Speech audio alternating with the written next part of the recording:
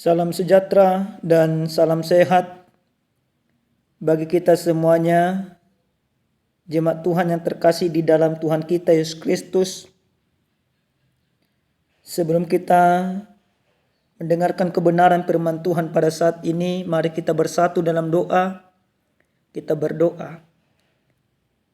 Kami bersyukur kepadamu ya Tuhan Allah Bapa kami, Allah yang maha baik, untuk setiap kebaikan dan kemurahan Tuhan dalam hidup kami. Sebentar Tuhan, kami akan mendengarkan kebenaran firman Tuhan. Biarlah kiranya Tuhan memberkati kami, hingga kami mengerti firman-Mu. Dalam nama Yesus kami berdoa. Amin. Jemaat Tuhan yang terkasih di dalam Tuhan kita Yesus Kristus, adapun sabda Tuhan yang menjadi renungan kita pada saat ini tertulis dalam kitab Amsal pasal 1 ayat 13 sampai dengan ayat yang ke-15. Mari kita baca demikian firman Tuhan. Kita akan mendapat pelbagai benda yang berharga. Kita akan memenuhi rumah kita dengan barang rampasan. Buanglah undimu ke tengah-tengah kami, satu pundi-pundi bagi kita sekalian. Hai anakku, janganlah engkau hidup menurut tingkah laku mereka. Tahanlah kakimu daripada jalan mereka. Demikian pembacaan kebenaran firman Tuhan. Jemaat yang terkasih di dalam Tuhan kita Yesus Kristus, tentu kita memahami, tentu kita mengalami bahwa setiap orang pernah mendapatkan nasihat didikan dari orang tua. Bahkan kita juga sebagai orang tua, pasti kita selalu mendidik, menasihati anak kita dengan tujuan supaya anak kita itu mendapatkan kesuksesan, supaya anak kita itu hidupnya jauh lebih baik dari kita. Maka hal yang seyogianya dilakukan oleh orang tua dalam memberikan nasihat, dalam memberikan arahan kepada anak, tidak cukup dia menyampaikan lewat perkataan, tetapi yang paling utama, nasihat yang sangat baik ketika dia menjadikan hidupnya menjadi teladan bagi anak-anaknya. Jemaat yang terkasih di dalam Tuhan kita Yesus Kristus, dalam kebenaran firman Tuhan yang sampai kepada kita pada saat ini, di mana kita Amsal, yang kita sama-sama mengetahui bahwa ini disebut kita hikmat. Hikmat yang dimiliki oleh seorang raja yang diurapi oleh Tuhan, yaitu Salomo. Salomo menjadi satu-satunya raja yang paling berhikmat di tengah-tengah bangsa Israel, mulai dari perjanjian lama hingga sampai sekarang. Tidak ada satu manusia pun di bawah kolong langit yang mempunyai hikmat sebaik daripada hikmat Salomo. Lalu Bapak Ibu yang dikasihi Tuhan, Amsal pasal yang pertama sering disebut Amsal Salomo. Nah, dalam setiap nasihat hikmat yang disampaikan oleh Salomo, Salomo sering sekali memposisikan dirinya sebagai seorang orang tua yang memberikan nasihat yang sangat baik, yang memberikan pengajaran yang sangat baik, yang memberikan didikan yang sangat baik bagi anak-anaknya. Tapi orang tua, ya pasti orang tua yang baik Bapak Ibu, bukan orang tua yang tidak baik. Karena boleh kita lihat memang zaman sekarang ini banyak orang tua yang tidak baik lagi. Namun gambaran orang tua yang diberikan oleh Salomo itu merupakan gambaran yang sangat dekat dengan kehidupan kita. Tetapi orang tua yang sesungguhnya yang disampaikan oleh Salomo bukanlah orang tua secara manusiawi, tapi Tuhanlah sesungguhnya sebagai orang tua yang sangat baik bagi anak-anaknya, bagi manusia. Walaupun Salomo memposisikan dirinya sebagai orang tua, tapi sesungguhnya dia mau menggambarkan Allah itu sebagai orang tua yang sangat mendidik, yang sangat mengasihi anaknya, yang sangat mengajarkan yang terbaik bagi anak-anaknya. Bahkan orang tua yang berkorban bagi anak-anaknya. Itulah gambaran daripada Allah sebagai orang tua yang dipertunjukkan oleh Salomo di dalam kitab Hikmat atau kitab Amsal. Nah, Bapak Ibu yang dikasihi oleh Tuhan kita Yesus Kristus, mari kita lihat bagaimana firman ini berbicara kepada kita pada saat ini. Di dalam judul perikop firman Tuhan yang menjadi khotbah kita pada saat ini dikatakan nasihat dan peringatan. Ayat yang ke-8 sebelum perikop kita. Ada sebuah nasihat di sana dikatakan, "Hai anakku, dengarlah didikan ayahmu dan janganlah menyanyiakan ajaran ibumu." Didikan ayah, ajaran ibu. Tujuannya apa? Tujuannya supaya hidup para pendengarnya selaras dengan kehendak Tuhan. Sekali lagi, jangan kita berpikir di dalam kitab Salomo ini orang tua yang tidak baik. Tapi ini orang tua yang baik. Mungkin kita mempunyai pengalaman yang buruk dengan orang tua kita. Mungkin kita juga menjadi orang tua yang mungkin buruk bagi anak-anak kita. Tapi sekali lagi, orang tua yang digambarkan dalam kitab Salomo ini, Amsal ini, adalah orang tua yang baik, gambaran daripada Allah sendiri. Maka dikatakan dengarkan. Supaya apa? Kenapa kita harus mendengarkan didikan daripada orang tua? Maka di dalam ayat yang ke-13, di dalam perikop kita, dikatakan seperti ini. Kita akan mendapat pelbagai benda yang berharga. Kita akan memenuhi rumah kita dengan barang rampasan. Ini sikap orang yang tidak mendengarkan orang tua. Ini sikap orang yang melenceng dari kebenaran firman Tuhan. Maka mereka memperoleh segala sesuatunya dari rampasan, dari hal yang tidak baik. Lalu dalam ayat ke-14 dikatakan, buanglah undimu ke tengah-tengah kami, satu pundi-pundi bagi kita sekalian. Nah, kalau anak yang dididik tidak baik, atau kalau anak yang diajar tidak mau melakukan ajaran orang tuanya, maka dia akan mendapatkan celaka. Maka apa yang dikatakan dalam ayat yang ke-15? Hai anakku, janganlah engkau hidup menurut tingkah laku mereka. Tahanlah kakimu daripada jalan mereka. Ada orang yang tidak mematuhi orang tuanya. Ada orang yang tidak mematuhi ajaran orang tuanya. Maka hidup mereka melenceng. Mereka akan menjadi seorang perampok. Mereka akan menjadi seorang yang durjana. Mereka menjadi orang yang tidak berharga. Bahkan mereka akan melakukan hal-hal yang tidak baik. Maka disuruh diarahkan sebagai seorang anak yang taat kepada orang tua. Maka harus menjauhkan kaki atau melakukan yang benar. Menunjukkan laku yang benar. Menahan kaki supaya jangan sampai terkontaminasi dengan segala kejahatan-kejahatan yang ada di dunia ini. Jemaat Tuhan yang terkasih di dalam Tuhan kita Yesus Kristus. Sesuai dengan tema yang sampai kepada kita pada saat ini. Dikatakan iman yang menyembuhkan. Apa yang harus kita lihat dari kebenaran firman Tuhan ini? Yang pertama sekali, lewat kita Amsal ini kita melihat bagaimana seorang anak yang mematuhi orang tua.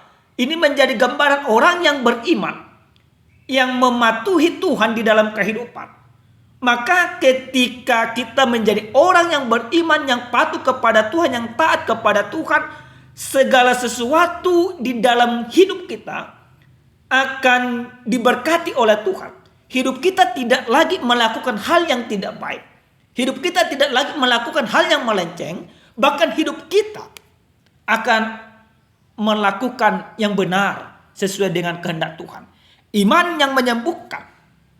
Mungkin Bapak Ibu yang dikasihi Tuhan, tentu perjalanan kehidupan kita tidak semuanya mulus. Ada kerikil tajam.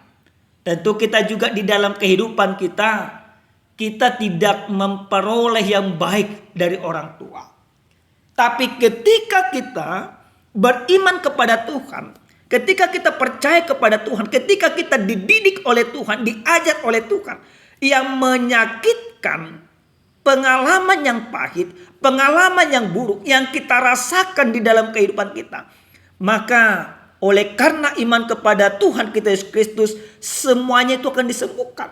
Iman kepada Tuhanlah yang menyembuhkan luka-luka kita. Iman kepada Tuhanlah yang mengangkat kita untuk berjalan sesuai dengan kehendak Tuhan. Nah, Bapak Ibu yang dikasihi Tuhan, didikan atau hikmat yang disampaikan oleh firman ini kepada kita adalah hikmat yang sesuai dengan kehendak Tuhan. Lalu yang kedua, Bapak Ibu yang dikasihi Tuhan, dari firman ini kita juga mau diajak bagaimana iman yang menyembuhkan ini. Tentu di dalam ayat yang ke-15 dikatakan di sana, hai anakku, janganlah engkau hidup menurut tingkah laku mereka. Kita sudah ditebus di dalam Yesus Kristus. Kita sudah diselamatkan di dalam Yesus Kristus. Kita beriman. Maka kalau selama ini kita berdosa Bapak Ibu, tapi ketika kita sudah beriman kepada Yesus Kristus, berarti hidup kita tidak lagi menuruti laku yang jahat. Hidup kita tidak lagi melangkah di dalam kejahatan. Karena apa? Karena kita sudah dibaharui di dalam Yesus Kristus. Yesus Kristus yang menyelamatkan kita. Yesus Kristus yang menebus kita. Yesus Kristus yang sudah mengorbankan nyawanya bagi kita. Maka kita tidak akan pernah menyanyiakannya. Karena kita sudah disembuhkan. Jadi jangan lagi langkah kita. Jangan lagi laku kita. Jangan lagi perbuatan kita. Sama seperti dunia ini. Maka apa yang dikatakan di dalam ayat yang ke-15 ini? Kita menjadi anak yang berlaku benar. Yang berdiri di dalam kebenaran dan kasih Tuhan. Karena apa? Karena kita sudah disembuhkan di dalam Yesus Kristus. Kita bukan lagi orang berdosa. Tapi kita orang yang sudah dibenarkan dan diselamatkan.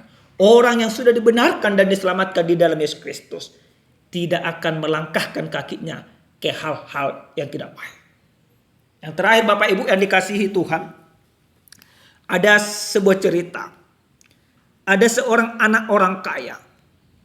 Orang tuanya mempunyai banyak harta. Orang tuanya mempunyai banyak uang. Nah, karena orang tuanya mempunyai banyak harta dan banyak uang, anak ini beranggapan bahwa dia akan menjadi anak yang manja. Maka suatu ketika dia sudah beranjak SMA, dia memberanikan diri meminta kepada orang tuanya supaya diberikan mobil baru. Tapi apa yang dikatakan orang tuanya? Kau belum cukup umur. Lalu dia marah dengan semuanya itu. Karena dia anak tunggal. Dia katakan, buat apa semuanya harta itu? Nanti kalau pada masa mudaku aku tidak bisa menikmatinya. Tapi walaupun demikian, dia tetap bersekolah.